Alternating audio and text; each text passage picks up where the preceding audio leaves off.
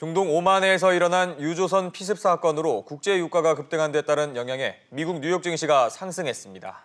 미국과 중국은 이달 말 열리는 주요 20개국 정상회의를 앞두고 신경전을 이어가고 있습니다. 김원진 기자와 함께 짚어보겠습니다. 김 기자, 먼저 뉴욕 증시부터 볼까요? 네, 지난밤 미국 뉴욕 증시는 중동 오만해에서 석유 제품을 실은 유조선이 피습을 당한 데 따른 유가 상승 영향으로 에너지 기업 주가가 일제히 오르면서 상승 마감했습니다. 다우지수는 어제보다 0.39% 오른 26,106.77로 마감했고요.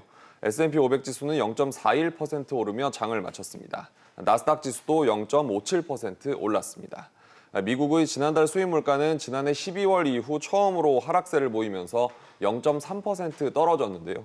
인플레이션 압력이 약하다는 점을 재확인함에 따라 미 연준의 기준금리 인하 기대감도 증시 상승 요인으로 작용했습니다. 네, 미중 무역 분쟁의 불확실성은 여전한 상황인 거죠? 네, 미국과 중국은 여전히 평행선을 달리는 상황인데요. 레리 커들로 백악관 국가경제위원장은 현지 시간으로 어제 워싱턴 DC에서 열린 한 대담 행사에서 무역 전면전이 벌어질 경우 미국보다 중국의 경제적 부담이 더 클 것이라면서 중국을 압박했는데요. 중국의 대응도 사실 만만치 않습니다. 가오펑 중국 상무부 대변인은 어제 정례 브리핑에서 미국이 자기 고집만 부리면서 무역 마찰을 격화시킨다면 끝까지 따라가 주겠다며 물러서지 않았습니다. 그러면서 중대한 원칙적 문제와 관련해서는 결코 양보하지 않을 것이라고 강조하기도 했습니다. 또 자국 기업에 불이익을 주는 상대국 기업들을 대상으로 한 이른바 블랙리스트 제도 운영안을 조만간 발표한다는 계획도 내놨는데요. 미국의 화웨이 제재에 정면으로 대응하면서 또 미국의 우방국으로 분류되는 영국과 일본 등 제3국까지 압박하려는 의도로 풀이됩니다. 네, 홍콩에서는 격렬한 시위가 발생했는데 이 홍콩 문제가 미중 무역 갈등의 새로운 요인으로 부상하고 있다고요? 네, 지금 홍콩에서는 범죄인 인도법 개정안에 반대하는 시민들이 격렬한 반중 시위가 이어지고 있는데요.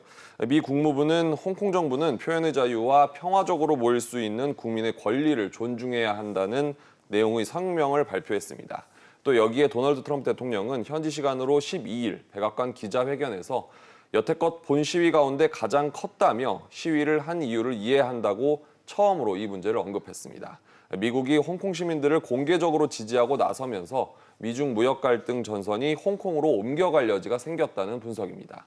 CNN에 따르면 켈리앤 코네이 백악관 선임 고문은 트럼프 대통령이 시진핑 주석을 만날 때 이 문제가 제기될 수 있다고 말했는데요. 미국이 대중무역협상 테이블에서 홍콩을 둘러싼 이른바 일국 양제 이슈를 꺼내들 수 있다고 시사한 겁니다. 네, 국제 유가도 좀 알아보죠. 오만의 유조선 피격 영향은 어느 정도였습니까? 네, 이란 주변 호르무즈 해협에서 일본과 노르웨이 국적의 유조선 두 척이 어뢰로 추정되는 공격을 받았죠. 피격 사건이 일어난 호르무즈 해협 인근 오만해는 중동의 주요 원유 수송로인 만큼 피격 소식이 전해지자 중동 내 긴장 고조에 대한 우려가 커지면서 국제 유가는 크게 출렁였습니다. 뉴욕 상업거래소에서 다음 달 인도분 서부 텍사스산 원유는 어제보다 2.2% 오른 52달러 22센트의 거래를 마쳤고요. 거래 초반 4% 넘게 치솟기도 한 런던 선물거래소의 8월물 브렌트유는 배럴당 2.23% 오르며 거래됐습니다. 네, 알겠습니다. 김 기자 얘기 잘 들었습니다.